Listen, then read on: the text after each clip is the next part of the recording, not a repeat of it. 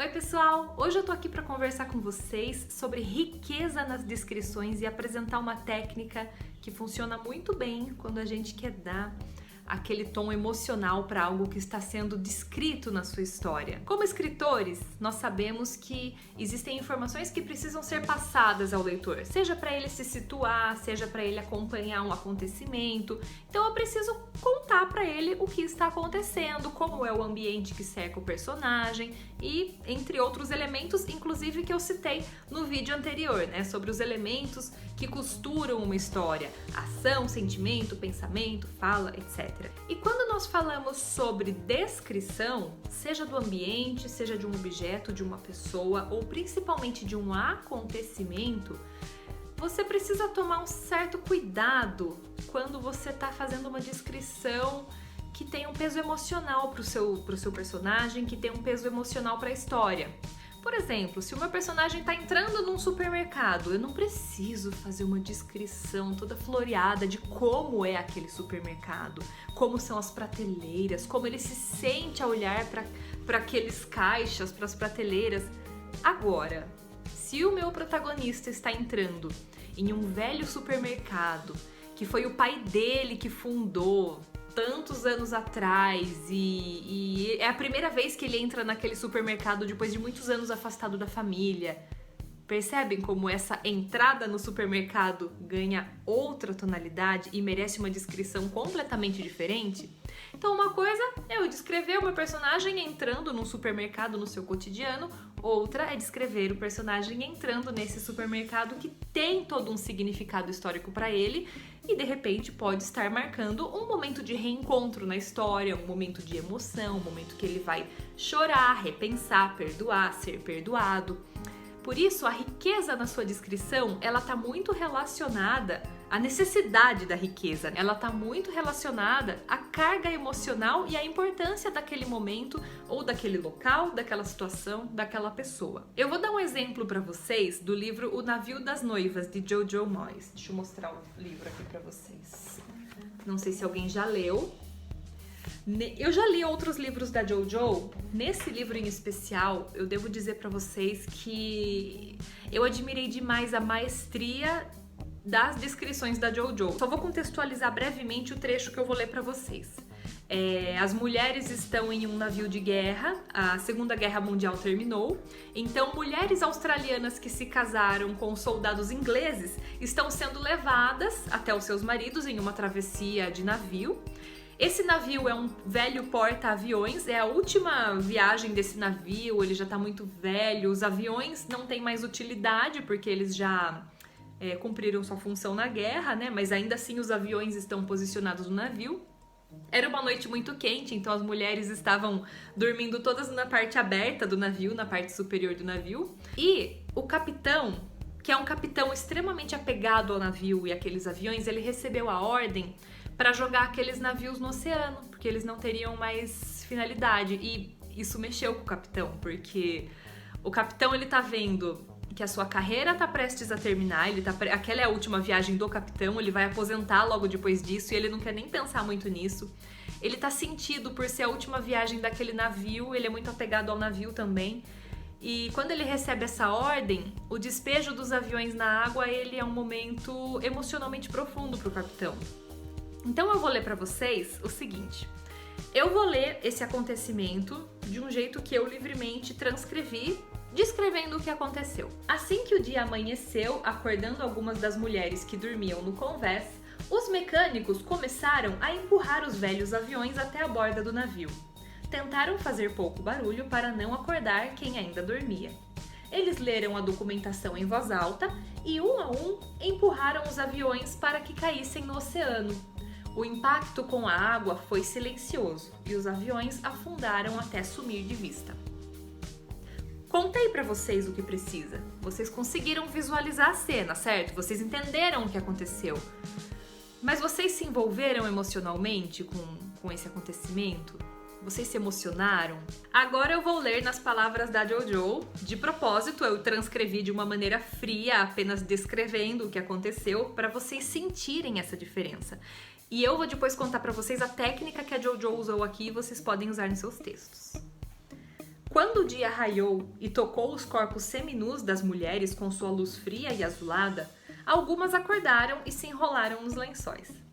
Quietas e com os olhos ainda sonolentos, observaram os mecânicos em duplas rolarem silenciosamente os aviões um por um até a borda do navio.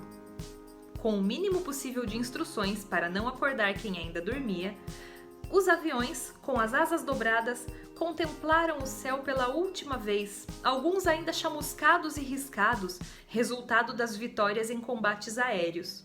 Esperaram pacientemente seus últimos detalhes serem lidos e conferidos. Depois oscilaram na amurada, permanecendo no ar apenas um instante antes de concluírem seu voo derradeiro.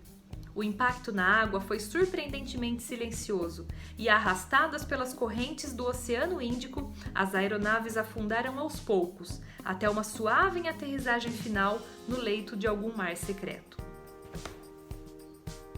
Tempo para processar. Gente, eu nem preciso perder tempo descrevendo a diferença, né? Eu me emociono até de ler. A diferença entre um texto que apenas conta o que aconteceu e a diferença entre um trecho que conta o que aconteceu com toda uma carga emocional envolvida. E isso não tá apenas na riqueza dos detalhes, porque no começo da descrição, o que faz a diferença entre o texto da JoJo e o texto mais frio que eu fiz ali pra gente fazer esse comparativo, ela apenas enriquece com mais detalhes. Por exemplo, quando o dia raiou e tocou os corpos seminus das mulheres com sua luz fria e azulada. Então, como as mulheres estavam, que elas estava muito calor, elas dormiram de maiô. Então, a luz do sol, a descrição da luz do sol, a descrição de como elas estavam, os olhos sonolentos, elas se enrolando no cobertor. Mas qual que é a técnica que eu vou mostrar aqui para vocês? Percebam que naquele meu texto, o narrador é quem está contando a respeito dos aviões do ponto de vista do narrador, do capitão, enfim. Aqui, na hora que os aviões caem na água, o ponto de vista é do objeto. O ponto de vista é dos aviões. Então reparem que os aviões eles foram personificados. Eles foram colocados como um personagem nesse instante para que eles pudessem, do ponto de vista deles, descrever o que acontecia. Por exemplo, os aviões contemplaram o céu uma última vez. Esperaram pacientemente seus últimos detalhes serem lidos. Então, o avião contemplou o céu, o avião aguardou o detalhe ser lido, o avião aterrissou no fundo de um mar secreto. Então, quando eu personifico um objeto, um local ou alguma coisa, eu dou muito mais riqueza para o significado daquele momento e para aquela descrição. Conseguem perceber? Eu vou ler outros trechos da JoJo em que isso acontece. Esses trechos que eu vou ler, eu não vou contextualizar, primeiro para não delongar muito o vídeo, e segundo porque não precisa, a gente está vendo apenas a técnica propriamente dita. Aqui é uma fala. Eles me obrigaram a abandonar o navio. Highfield falava depressa e com a voz rouca, como se as palavras tivessem esperado tempo demais para serem ditas.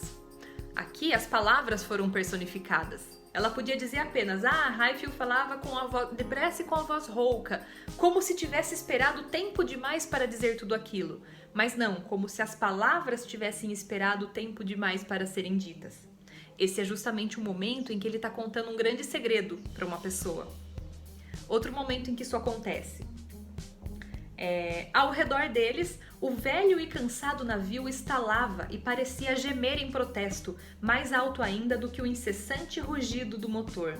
Olha lá, o velho e cansado navio gemia. Não tô falando que as pessoas ouviam o navio fazer barulho, o navio gemer. Eu tô colocando o navio como um velho cansado que tá fazendo sua última travessia e gemendo em protesto, porque aqui é uma cena em que eles estavam acelerando a velocidade da travessia. Nessas emissões de vapor, o Victoria, que é o nome do navio, insistia em deixar clara a sua idade, enquanto seus múltiplos mostradores e medidores o observavam com a descarada despreocupação de uma velha teimosa. Olha só, personificou o navio, falando que ele insistia em deixar clara a sua idade à medida que ele relutava em acelerar, e também personifica os mostradores de velocidade, enquanto os medidores o observavam com a descarada despreocupação de uma velha teimosa. Olha só que riqueza! Fica muito mais rica a descrição desse jeito. Mais um trecho aqui. Heifel estava sentado no passadiço e observava as nuvens cinzentas que se dissipavam e deixavam à mostra partes de um céu azul claro que parecia pedir desculpas pelo que acontecera na noite anterior. Olha que profundo. É que essa cena é o amanhecer após uma noite em que aconteceu algo, não vou contar, né, para não estragar para quem vai ler, mas aconteceu algo muito perigoso na última noite. Então olha só, um céu azul claro que parecia pedir desculpas pelo que acontecera na noite anterior.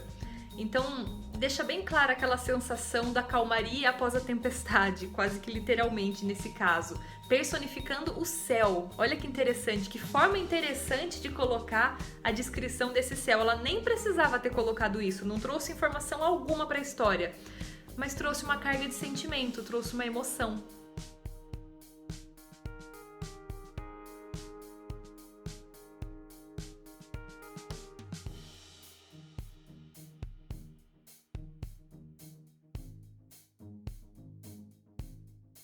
Outra técnica enriquecedora para as descrições, mas essa já é bem mais conhecida e utilizada, é você explorar as comparações e metáforas que você trabalha. Por exemplo, tem um trecho aqui. O mar estava sinistramente calmo e eu conseguia ver todos os barcos flutuando abaixo de mim, quase imóveis, como lótus em um tanque. Normalmente um tanque que tem essas flores de lótus já é um lugar calmo, um lugar tranquilo, elas estão sempre em água parada. Então, traz perfeitamente a sensação da descrição que ele está colocando aqui, da calmaria dos botes que flutuavam abaixo dele. E assim por diante. Então, sempre que você usar uma comparação ou uma metáfora, igual tal coisa, como tal coisa, procure sempre usar comparativos que transcrevam muito bem e muito claramente não somente o visual, não somente a impressão que você quer dar, mas a sensação também.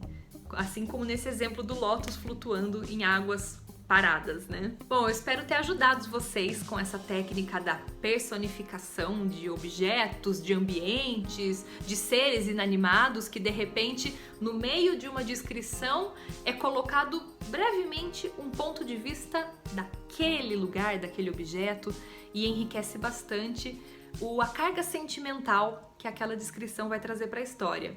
Eu espero que vocês tenham gostado, que vocês façam uso dessa técnica, que enriqueça o texto de vocês. Lembrando, ponderando, com equilíbrio, veja onde cabe usar isso e onde não. Se a gente começa a usar em todas as cenas, em todos os trechos, vai ficar pesado e vai perder o toque especial que essa técnica realmente possui. E eu quero deixar aqui para vocês um convite e um desafio. Eu quero que vocês peguem um trecho da história de vocês, da história que vocês escreveram ou estão escrevendo, em que vocês acham que dá para aplicar essa técnica de colocar o ponto de vista de um objeto, de um ser inanimado, de um lugar, enfim, para enriquecer a descrição, e é um lugar que merece que isso aconteça. Aí coloca aqui para mim nos comentários como era esse trecho antes e como ficou esse trecho depois. E me conta, foi fácil usar essa técnica? Ela fez a diferença? Você encontrou outros lugares em que você consegue fazer essa técnica funcionar? Eu quero que vocês façam isso. Da mesma forma que a gente conseguiu aqui um antes e depois, que eu fiz o caminho inverso, né? Eu transformei o trecho da Jojo em um trecho mais frio. Eu quero que você faça isso com um trecho da sua história. Aplica essa técnica e mostra pra gente aqui nos comentários o antes e depois. Espero que vocês tenham gostado do vídeo, espero também suas sugestões de temas, seus comentários, quero saber se vocês estão gostando, se não estão gostando desse meu retorno das cinzas, tá bom? À medida que der tempo que for possível, vou sempre trazer um conteúdo novo e bem legal aqui pra vocês. Um beijo!